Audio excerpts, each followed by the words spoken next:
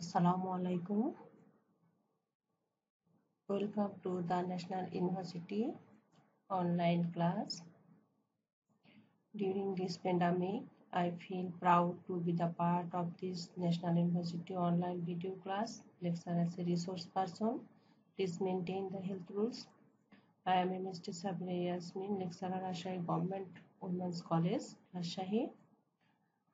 I will discuss about Islamic Christian culture, BA Honours 4th year, course code 241607, name of course Development of Muslim Architecture and Archaeology, lecture number 10. Title of the lecture: Sat Gambuz Mosque, Lal Bagh Fort Mosque and Tomb of Pari Bibi.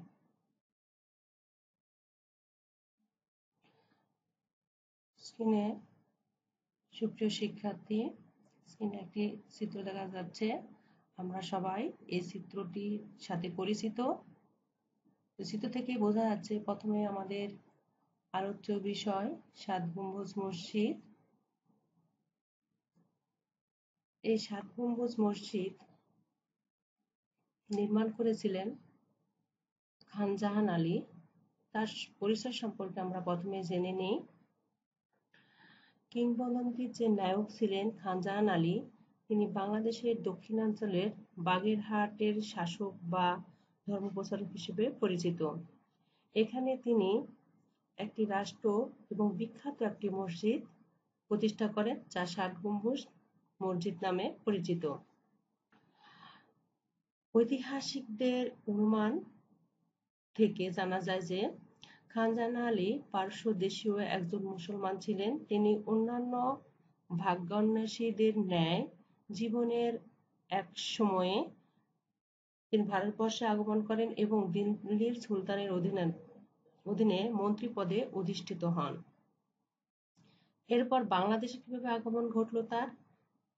দিল্লির অরাজকতার সুযোগে তিনি বাংলাদেশের দক্ষিণাঞ্চল যশোর জেলার বারোবাজারের আগমন করেন এবং সেখান থেকে বাংলাদেশের ইলিয়াস শাহী সুলতান নাসিরউদ্দিনের আব্দুল মুজাফফর গফুর, যিনি ছিলেন মাহমুদ, তার সেনাপতি লাভ করেন। এরপর তিনি যশোর, খুলনা এই অঞ্চলটা তিনি সেনাপতি থাকাকালীন সময়ে পুনরুদ্ধার করেন 1459 সালে এবং খান জাহান আলীর সেনাপতিত্বে একটি বাহিনী প্রেরণ করলে এই অঞ্চল তিনি জয়লাভ করেছিলেন। তারপর তিনি যশোর খুলনা জয় করার পর তিনি এখানে একটি ইসলামী রাষ্ট্র প্রতিষ্ঠা করেন এবং তার ইসলাম প্রচারের জন্য একটি বিখ্যাত মসজিদ ষাট গম্বুজ সেটি প্রতিষ্ঠা করেন এবং সেখান থেকে তার ইসলামী রাষ্ট্র পরিচালনা করতেন। তিনি ধর্ম প্রচারের জন্য সিলেটের শাহজালালের সাথেও তার একটি যথেষ্ট মিল রয়েছে, সেজন্য ধর্মীয় দিক থেকে তাকে পীর হিসেবেও আখ্যায়িত করা হয়ে থাকে।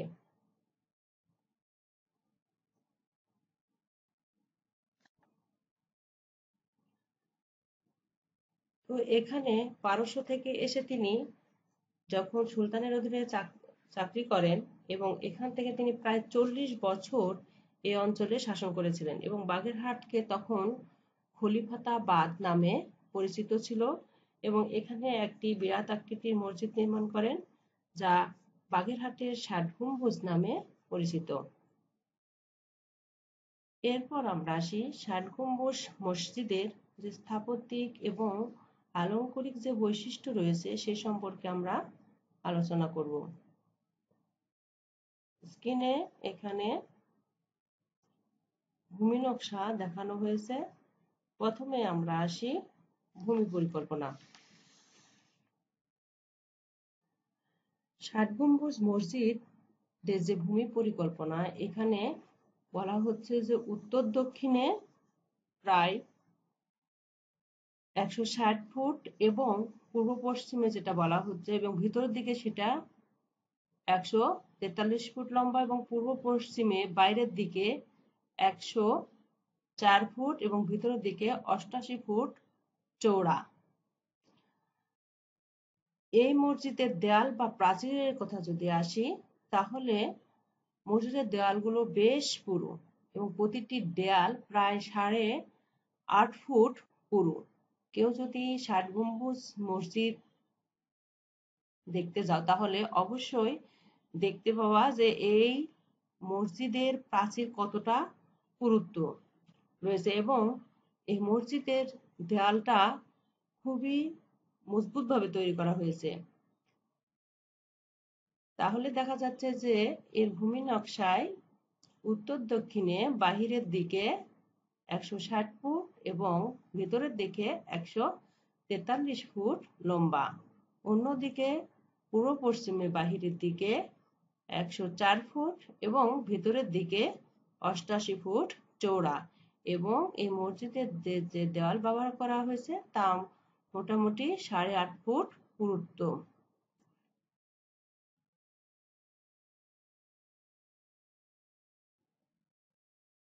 আমরা স্ক্রিনে ৭ গম্বুজ মসজিদের একটি আংশিক পূর্ণ অবয়ব দেখতে পাচ্ছি এবং এর দেয়াল বা প্রাচীর, যেটা আমরা বললাম যে মসজিদের দেয়ালগুলো বেশ পুরু এবং প্রতিটি দেয়াল প্রায় ৮.৫ ফুট পুরু করে নির্মাণ করা হয়েছে। এরপর আমরা আসি এই মসজিদের প্রবেশপথ।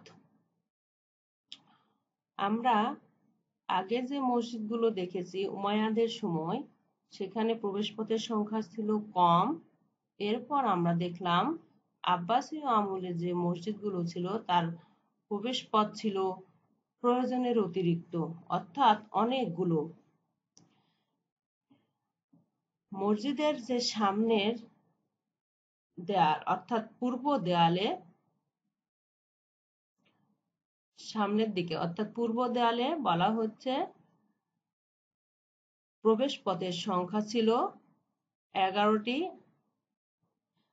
এখানে দেখতে গেলে অবশ্য পাওয়া যাবে ১, ২, ৩, ৪, ৫, ৬, ৭, ৮, ৯, ১০, ১১। সামনের দেয়ালে রয়েছে অর্থাৎ পূর্ব দিকে দেয়ালে রয়েছে 11টি প্রবেশপথ এবং দরজাগুলো আকারে বেশ বড় এবং মাঝখানের যে দরজাটি রয়েছে এটি বাকি 10টি দরজা থেকে বেশি বড়। এরপর উত্তর এবং দক্ষিণ দেয়ালে রয়েছে আরো 7টি দরজা। মোট এই মসজিদে প্রবেশের জন্য দরজা রয়েছে 18টি, অর্থাৎ কেবলা দিক বাদে এখানে মসজিদের দরজা রয়েছে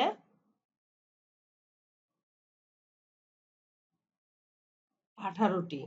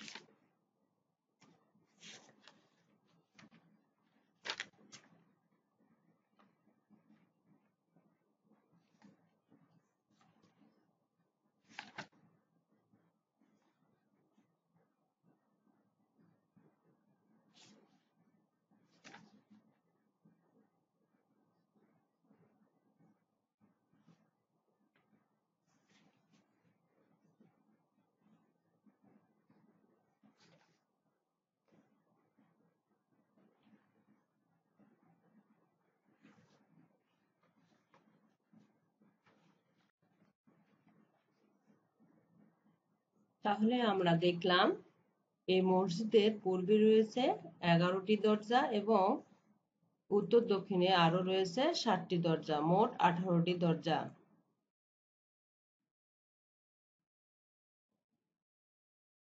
এরপর আমরা দেখব এই মসজিদের মিনার। মসজিদের 4 কোণায় 4টি মিনার রয়েছে এবং এগুলো গোলাকার এবং কার্নিশের কাছাকাছি এগুলো বলয় আকারের যে ব্যাস রয়েছে, মিনারগুলো কার্নিশের অনেক উপরে উঠে গেছে এই কার্নিশটি, এবং এই কার্নিশের চূড়ায় রয়েছে অতি সুন্দর একটি ছোট আকারের গম্বুজ। এবং সামনের দুটি মিনার হচ্ছে অন্য দুটি মিনার। এই দুটি মিনার থেকে আজানের ব্যবস্থা রয়েছে এবং ভিতরে ঘোরানো সিঁড়ি রয়েছে এবং দুটি কুঠি দেখা যায়। একটির নাম হচ্ছে রওশন কোঠা এবং অন্যটির নাম হচ্ছে আন্ধার কোঠা। তাহলে ৬০ গম্বুজ মসজিদে আমরা ৪টি মিনার লক্ষ্য করলাম, ১, ২ এবং ৩, আর ওই পাশে কর্নারে আরেকটি মিনার রয়েছে। এবং সামনের যে দুটি মিনার আমরা দেখতে পাচ্ছি স্ক্রিনে, সেই মিনারের কার্নিশের উপর অনেক উপরে উঠে গেছে এবং কার্নিশের উপরে সে একটি ব্যাস দেখাচ্ছে এবং ছোট আকারের সুন্দর দুটি গম্বুজ রয়েছে এবং এখানে একটি কুঠি বা কোঠা রয়েছে। একটির নাম হচ্ছে রোশন কোঠা এবং অপরটির নাম হচ্ছে আন্ধার কোঠা। এরপর আমরা আসি স্তম্ভ বা পিলার। ৬০ গম্বুজ ভিতরে প্রবেশ করলে আমরা দেখব ওখানে ৬টি সারিতে 10টি করে মোট ৬০টি পিলার বা স্তম্ভ রয়েছে এবং পিলারগুলো পাথর কেটে সমান করে সেখানে স্থাপন করা হয়েছে এবং প্রতিটি পিলার পাথর দ্বারা নির্মিত এবং খুবই মজবুতভাবে তৈরি, যা আজও আমাদের কাছে বিস্ময়। এবং 5টি পিলার ইট দিয়ে ঢেকে দেওয়া হয়েছে। বাকি পিলারগুলো পাথর বাহির থেকে ভালোভাবে পরিলক্ষিত হয়। তাহলে ৬০ গম্বুজ মসজিদের ভেতরে স্তম্ভ বা পিলার সংখ্যা হচ্ছে ৬০টি এবং ৬টি সারিতে বিভক্ত এবং প্রতি সারিতে 10টি করে পিলার রয়েছে। তাহলে ৬০ গম্বুজ মসজিদের ভেতরে মোট ৬০টি পিলার পরিলক্ষিত হয় এবং সেগুলো উত্তর দক্ষিণে ৬টি সারিতে বিভক্ত।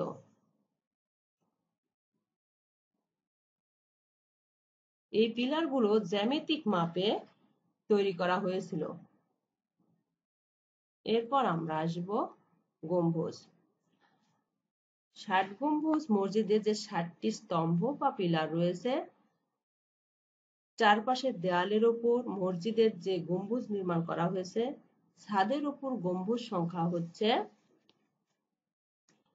৭৭টি, অর্থাৎ ৬০টি পিলারের উপর ৬০টি এবং দেয়ালের ওপর মোট ১৭টি পিলার রয়েছে।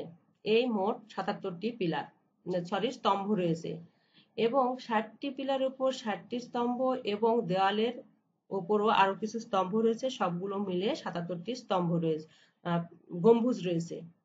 পূর্ব দেওয়ালের যে মাঝখানে আমরা একটা গম্বুজ পরিলক্ষিত হচ্ছে এখানে, এই গম্বুজটি অন্যান্য গম্বুজের তুলনায় আলাদা। এইখানে পূর্ব দেওয়ালের মাঝের দরজা এবং পশ্চিম দেওয়ালের মাঝের মেহরাবের মধ্যবর্তী স্থানে ছাদের উপর মোট ৬০টি গম্বুজ রয়েছে। এগুলো দেখতে অনেকটা বাংলাদেশের যে চৌচালা ঘরের চালা আছে সে চালার মতো দেখতে। এই ৬০টি গম্বুজ আলাদা এবং বাকি ৭০টি যেগুলো আমরা দেখতে পাচ্ছি, এই সারির যে ৬০টি গম্বুজ রয়েছে যেগুলো বাংলাদেশের চৌচালা চালের মতো দেখাচ্ছে, আর বাকিগুলো সবগুলোই গোলাকার বা অর্ধ গোলাকার যে গম্বুজগুলো রয়েছে সেগুলো দেখা যাচ্ছে। তাহলে ৭০টি যে গম্বুজ রয়েছে সেগুলো দেখতে খুব একটা বড় নয়। এছাড়া মসজিদের চার কোণার যে 4টি মিনার রয়েছে তার উপরও 4টি গম্বুজ রয়েছে।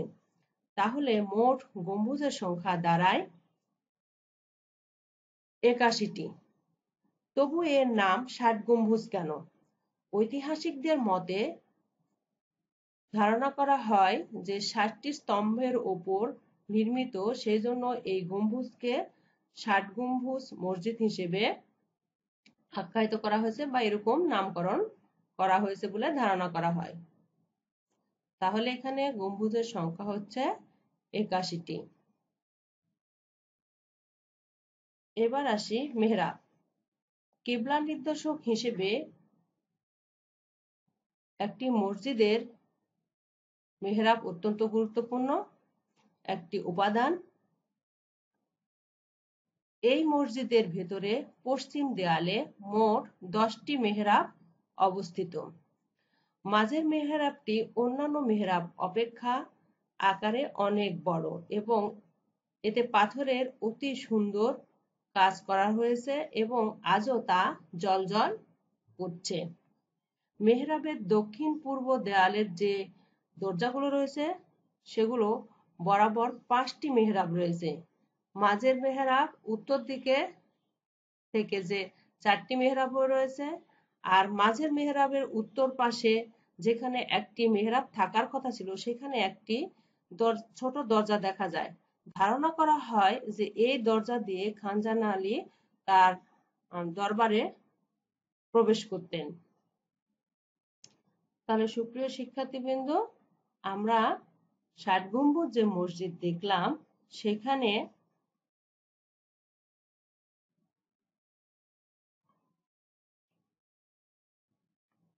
81টি গম্বুজ থাকা সত্ত্বেও একে 60 গম্বুজ মসজিদ বলা হয়।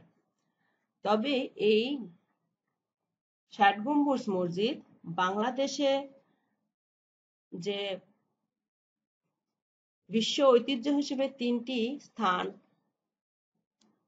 নির্বাচন করা হয়েছে তার মধ্যে একটি হচ্ছে পাহাড়পুর সোমপুর বিহার, অন্যটি হচ্ছে 60 গম্বুজ মসজিদ এবং সুন্দরবন। এই 3টি স্থানকে ইউনেস্কো বিশ্ব ঐতিহ্যের অন্তর্ভুক্ত করেছে।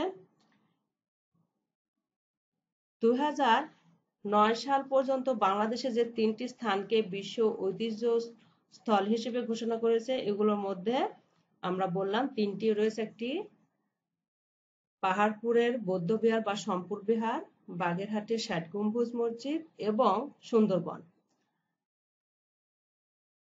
বাগেরহাট জেলার যে মধ্যযুগের যে মসজিদটি তৈরি হয়েছিল তা প্রত্নতত্ত্বের একটি বিখ্যাত নিদর্শন এবং এই খলিফাতাবাদ নামে যে পরিচিত এই শহরটি সবচেয়ে বড় স্থাপত্য নিদর্শন।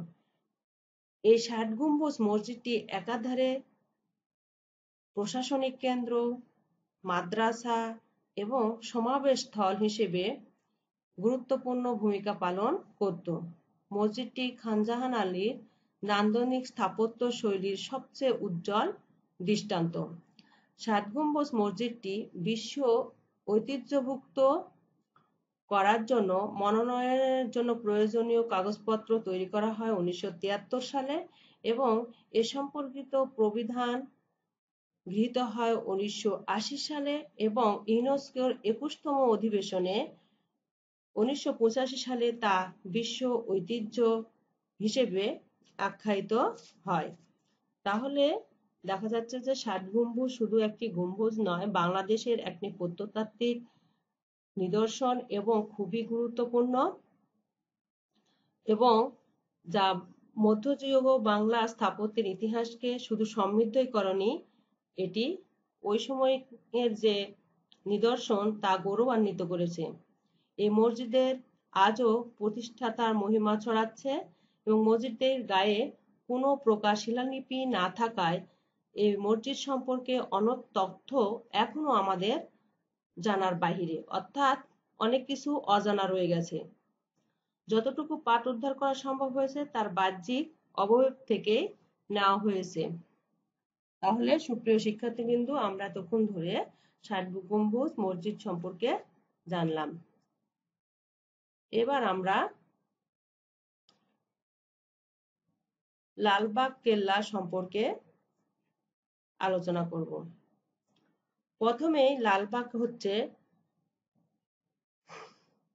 কেল্লার পূর্ব পশ্চিমে যে ঢাকার আওরঙ্গাবাদ দুর্গ, সেটা লালবাগ দুর্গ নামে পরিচিত। 1678 সালে সম্রাট আওরঙ্গজেবের পুত্র শাহজাদা আজম খান যখন বাংলার সুবেদার হয়ে আসেন তখন তিনি এই দুর্গের নির্মাণ কাজ শুরু করেন। তবে এর কাজ শেষ হওয়ার আগে তিনি চলে যান এবং পরবর্তীতে যে সুবেদার ছিলেন শায়েস্তা খান তিনি এর নির্মাণ কাজ সমাপ্ত করেন। এই লালবাগ কেল্লার প্রধান আকর্ষণ ছিল পরিবিবির মাজার, দরগাশাহ, হাম্মামখানা, লালবাগ মসজিদ এবং পুকুর। তো লালবাগ দুর্গ যেটা তার পূর্ব পশ্চিমে আয়তন হচ্ছে ৬০৬.০৬ মিটার এবং উত্তর দক্ষিণে যেটা হচ্ছে ২৪২.০৪২ মিটার এবং এর চারিদিকে উঁচু প্রাচীর দ্বারা পরিবেষ্টিত এই কেল্লার যে দেয়াল রয়েছে তা ১.১৩ মিটার পুরু। উত্তর, পূর্ব এবং পশ্চিম দিকের কিছু অংশে প্রায় ৪.৫৪ মিটার। দক্ষিণ দিকের দেয়ালের বেশ বৈচিত্র্য রয়েছে এবং দক্ষিণ দেয়ালের পূর্বভাগে যে দুর্গ রয়েছে দক্ষিণ পূর্ব কোণের তাতে প্রধান একটি তোরণ এখানে দেখা যায়। এই বিভিন্ন এখানে পরিবিবির মাজার রয়েছে এবং এখানে একটি মসজিদ রয়েছে। এই নকশা থেকে মূলত লালবাগ দুর্গের একটা সীমানা পাওয়া যায়। এরপর এখানে একটি পুকুর রয়েছে যেখানে এখন পরিত্যক্ত অবস্থা রয়েছে। বর্গাকারে নির্মিত জলাশয়ের প্রত্যেক বাহুর দৈর্ঘ্য ৭১.২১ মিটার। এছাড়াও এখানে দরবার গৃহ এবং হাম্মামখানা অবস্থিত ছিল। পরিবিবির মাজার সম্পর্কে যাওয়ার আগে আমরা পরিবিবির পরিচয় সম্পর্কে জানব। এতক্ষণ আমরা লালবাগ দুর্গের মধ্যে যে পরিবিবির মাজার রয়েছে সেটা জানার আগে পরিবিবির পরিচয় যদি আমরা জানতে চাই তাহলে প্রাথমিকভাবে আমরা যেটা জানি পরিবিবি ছিলেন এক নবাব শায়েস্তা খানের কন্যা। মুঘল আমলে ঢাকা শহরে যেসব মসজিদ, মন্দির এবং মঠ, দুর্গ, প্রাসাদ, বাসগৃহ ইত্যাদি নির্মিত হয়েছিল তার মধ্যে লালবাগের যে দুর্গস্থ পরিবিবির মাজার সেটি বিশেষভাবে উল্লেখযোগ্য। এই পরিবিবি ছিলেন শায়েস্তা খানের কন্যা এটা আমরা প্রাথমিকভাবে জানি, কিন্তু এই পরিচয় নিয়েও মতভেদ রয়েছে। কারো কারো মতে তিনি ছিলেন বাংলার নবাব শায়েস্তা খানের অতি আদরের কন্যা। তার নাম ছিল ইরান দুখত ওরফে পরিবিবি, কারণ তিনি দেখতে পরীর মতো সুন্দরী ছিলেন বলে তাকে পরিবিবি নামে ডাকা হতো। অন্যদিকে বলা হয় যে আওরঙ্গজেবের পুত্র শাহজাদা আজমের সাথে তার বিয়ে হওয়ার পাকাপাকি কথা ছিল, কিন্তু দুর্ভাগ্যবশত বিয়ের আগেই তিনি ১৬৮৪ সালে মৃত্যুবরণ করেন। তার কবরের ওপর লালবাগের ভিতরে একটি সমাধি বা মাজার তৈরি করা হয় এবং শায়েস্তা খান মাজারটি অত্যন্ত জাঁকজমকপূর্ণভাবে তৈরি করেন। ভিন্ন মতাবলম্বীদের মতে শাহজাদা আজম শাহের সাথে আসামের রাজকন্যা রমণী গভারর বিয়ে হয়েছিল এবং সুবাদার মীর জুমলা আসাম অভিযানকালে ৯ বছরের এই রাজকন্যাকে তিনি দিল্লিতে নিয়ে যান এবং সম্রাট আওরঙ্গজেব তার অভিভাবক হিসেবে তাকে প্রতিপালন এবং ইসলাম ধর্মে দীক্ষিত করেন। তারপর ১,৮০,০০০ টাকা কাবিনের বিনিময়ে নিজ পুত্র শাহজাদা আজমের সাথে বিয়ে দেন এবং তাকে ১৬৭৭ সালে বিয়ে করেন। এরপর তার নাম রাখা হয় রহমত বানু। তিনি নাকি পরীর মতো সুন্দরী ছিলেন তাই তাকে পরিবিবি নামে ডাকতেন এবং শাহজাদা আজম শাহ তাকে খুবই ভালোবাসতেন। তিনি ঢাকাতে মৃত্যুবরণ করেন এবং শাহজাদা আজম তার কবরের উপর একটি সুন্দর ইমারত তৈরি করেন যা পরিবিবির মাজার নামে পরিচিত। তো এই হলো পরিবিবির পরিচয়।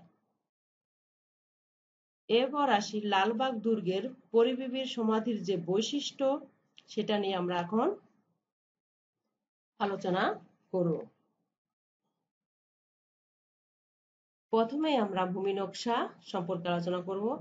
পাথর দিয়ে তৈরি এর নিচু যে ভিত্তি ভূমি, এই বেদির উপর এই ইমারতটি নির্মাণ করা হয় এখানে, এবং পরিবিবির মাজারের ভূমি পরিকল্পনা ছিল বর্গাকৃতির। এখানে এই ভূমি নকশা দেখেও বোঝা যাচ্ছে যেটা ছিল বর্গাকৃতির, এবং এর চতুর্দিকের প্রত্যেক বাহু বাইরের দিকে 60 ফুট লম্বা।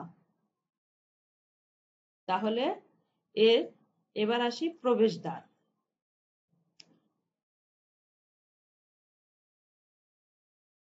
প্রবেশদ্বারে পরিবিবির মাজারের পশ্চিম পশ্চিম দিকে এবং উত্তর পশ্চিম এবং পূর্ব দেয়ালের দিকে একটি করে দরজা আছে, এবং দক্ষিণে দেয়ালে এর ব্যতিক্রম দেখা যায়, এবং এখানে 3টি দরজা রয়েছে। এই 3টি দরজার মধ্যে মাঝখানের দরজাটি খিলান দ্বারা গঠিত এবং কালো পাথর দ্বারা এটি চৌকাঠ নির্মাণ করা হয়েছে, এবং মাঝখানের যে দরজাটি দেখা যাচ্ছে এটি আকারে বড়।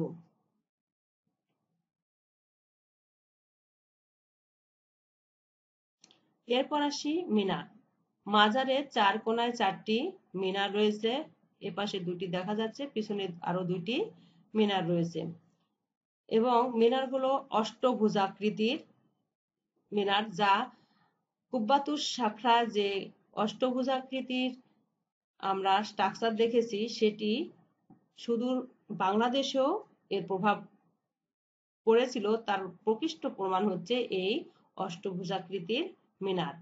মিনারের গায়ে সুন্দর প্যানেলিং এর কাজ করা হয়েছে। এখানে কার্নিশের কার্নিশ থেকে বেশ উপরে উঠে গিয়ে ছোট গম্বুজ শেষ হয়েছে, এবং এর শীর্ষ বিন্দু রয়েছে। এরপর আমরা আসি খিলান। পরিবিবির মাজারের দক্ষিণ দিক থেকে খুবই মনোরম, এবং এখানে অবস্থিত যে মধ্যখানে যে প্রবেশ পথ, এখানে সেই প্রবেশ পথের যে উপরে কালো পাথরের খিলানের সাহায্যে তৈরি করা হয়েছে। দেয়ালে ছিল অতি সুন্দর প্যানেলিং যে কাজ, সেটি আজও পরিলক্ষিত হয়। এরপর আসি কামরা। ভূমি পরিকল্পনায় দেখা যায় যে পরিবিবির মাজারে নতুনত্ব বিদ্যমান। এতে মোট এই বিল্ডিং এর মধ্যে 9টি কামরা রয়েছে, এবং একেবারে মাঝের যে কামরাটি, এই কামরায় পরিবিবির সমাধি বা কবর রয়েছে। এই কামরার বর্গাকারে নির্মাণ করা হয়েছে।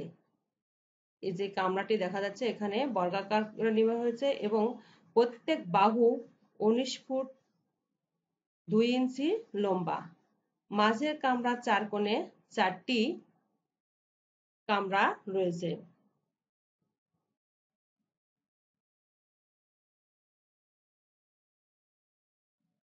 এরপর আমরা আসি কবর কক্ষটির বর্ণনা।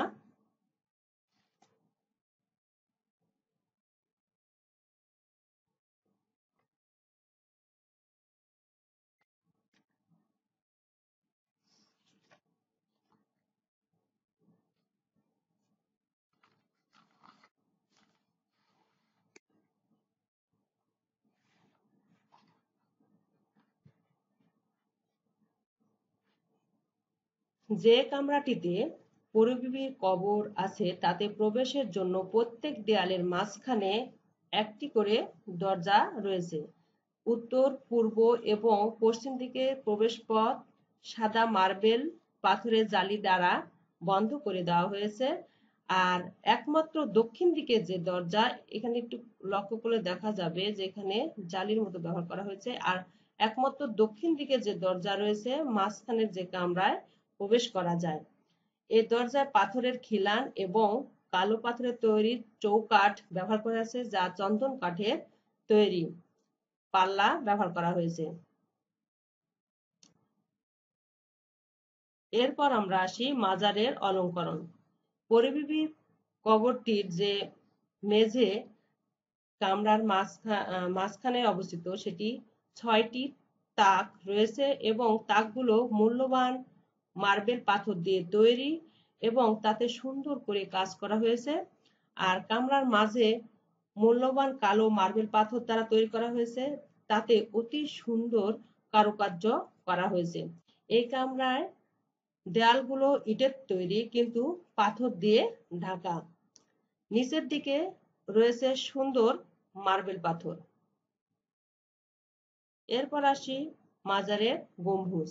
এখানে স্ক্রিনে একটু ভালোভাবে লক্ষ্য করলে আমরা দেখতে পাবো যে মাঝখানের ছাদের যে কামরা, মাঝখানে যে কামরাটা আমরা দেখতে পাচ্ছি, মাঝখানে কামরার ছাদের ওপরের পাথর বসিয়ে অনেকটা পিরামিডের আকারে তৈরি করা হয়েছে একটি, এবং এই ছাদের ওপরে একটি মাত্র গম্বুজ ব্যবহার করা হয়েছে। গম্বুজটি সম্পূর্ণভাবে আলাদাভাবে তৈরি করে ছাদের উপর বসানো হয়েছে। এটি তামার দ্বারা আবৃত। প্রথম দিকে গম্বুজটিতে সোনালী রং করা হয়েছিল, পরে সেটি দিনের বেলায় সূর্যের আলোতে এবং রাতের বেলা চাঁদের জ্যোৎস্নায় এটি ঝলমল করত, যা এখন অনেকটা ম্লান হয়ে গেছে। এরপর আমরা আসি অন্যান্য কামরা ছাদ। এখানে পরিবীবীর সমাধি দেখতে পাচ্ছি, যেটি আমরা তখন ধরে বর্ণনা করলাম। এই যে চৌকাঠ, যা চন্দন কাঠ দ্বারা তৈরি করা হয়েছে। অন্যান্য কামরা যে পাশে বাকি 8টি কামরার ছাদ ও পাথরের উপর পাথর বসিয়ে পিরামিডের আকারে তৈরি করা হয়েছিল। এগুলোর উপরে কোনো গম্বুজ নেই। এরপর আমরা আসি দক্ষিণ পূর্ব কোণের কবর। এই মাজারের ইমারতের দক্ষিণ পূর্ব কোণের কামরায় একটি ছোট কবর রয়েছে। ধারণা করা হয় কবরটি সাদা মার্বেল পাথর দ্বারা তৈরি এবং এটিও একজন স্ত্রী লোকের কবর। কারো কারো মতে শাহজাদা আজমের আসামের যে রাজকন্যা রমণীর স্ত্রী গভারর গর্ভে যে জন্ম নিয়েছিল একটা শিশু, সে শিশু কন্যার কবর এটি। তাহলে দেখা যাচ্ছে যে পরিবীবীর সমাধি রয়েছে লালবাগ কেল্লায়, তা অত্যন্ত সুন্দর এবং জাঁকজমকপূর্ণ স্মৃতিসৌধ, যা শাহজাদা আজম শুরু করেছিলেন এবং শায়েস্তা খান পরবর্তীতে সুবাহদার হয়ে এসে সেই অসমাপ্ত কাজ তিনি সমাপ্ত করেছিলেন। মুঘল আমলে বাংলাদেশে যে নির্মিত বিভিন্ন প্রকারের সৌধের মধ্যে স্থাপত্যিক গুরুত্ব এই সমাধিসৌধের অনেক বেশি।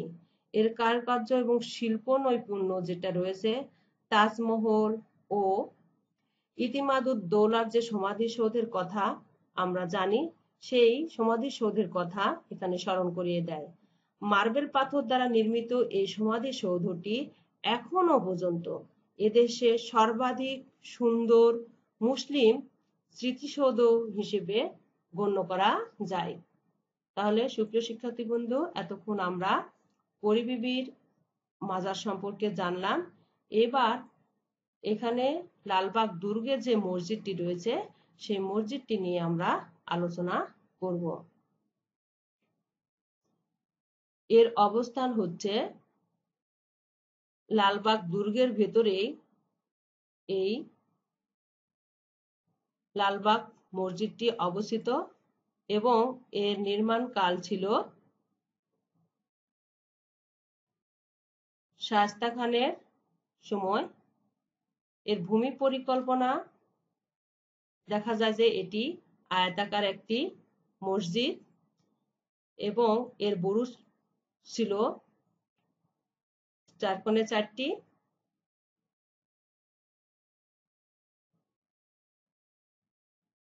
এবার আমরা এখানে একটি লালবাগ মসজিদ দেখতে পাচ্ছি, যেখানে দেখানো হয়েছে প্রবেশপথ 3টি।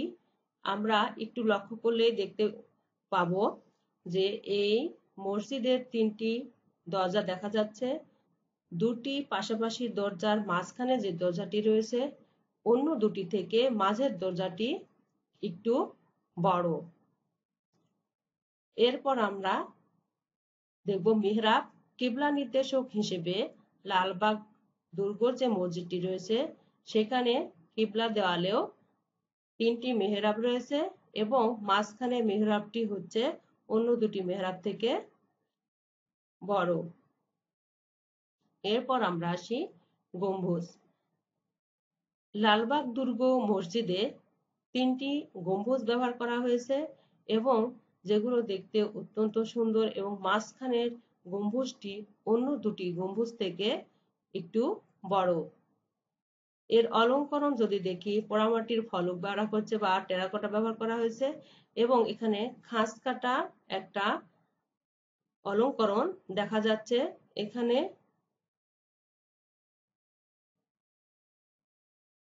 সুপ্রিয় শিক্ষার্থী বন্ধু, আমরা এতক্ষণ ধরে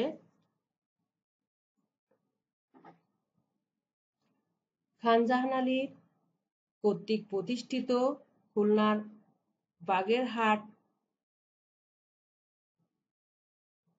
যে অবস্থিত 60 গম্বুজ মসজিদ সেটি নিয়ে আলোচনা করলাম।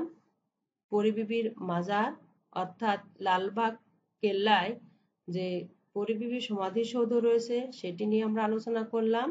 এরপর আমরা লালবাগ কেল্লার ভিতরে যে লালবাগ মসজিদ রয়েছে সেটি নিয়ে আমরা আলোচনা করলাম। তো এই আলোচনায় আরো তথ্য সংগ্রহ করার জন্য আমরা যেগুলো বইয়ের সহায়তা নিব সেগুলো হচ্ছে A.K.M. ইয়াকুব আলী মুসলিম স্থাপত্য ও শিল্পকলা, A.B.M. হোসেন আরব স্থাপত্য, অধ্যাপক ডক্টর সৈয়দ মাহমুদুল হাসানের লেখা মুসলিম শিল্পকলা ও স্থাপত্য এবং প্রফেসর মোহাম্মদ আব্দুল করিম ও ডক্টর মোহাম্মদ আবুল কালাম মুসলিম স্থাপত্য ও প্রত্নতত্ত্বের বিকাশ এবং ক্রাসওয়েলের একেসি history of Muslim art and architecture এই বইগুলো সহায়তা নিতে পারি। তো সুপ্রিয় শিক্ষার্থীবৃন্দ, আজকে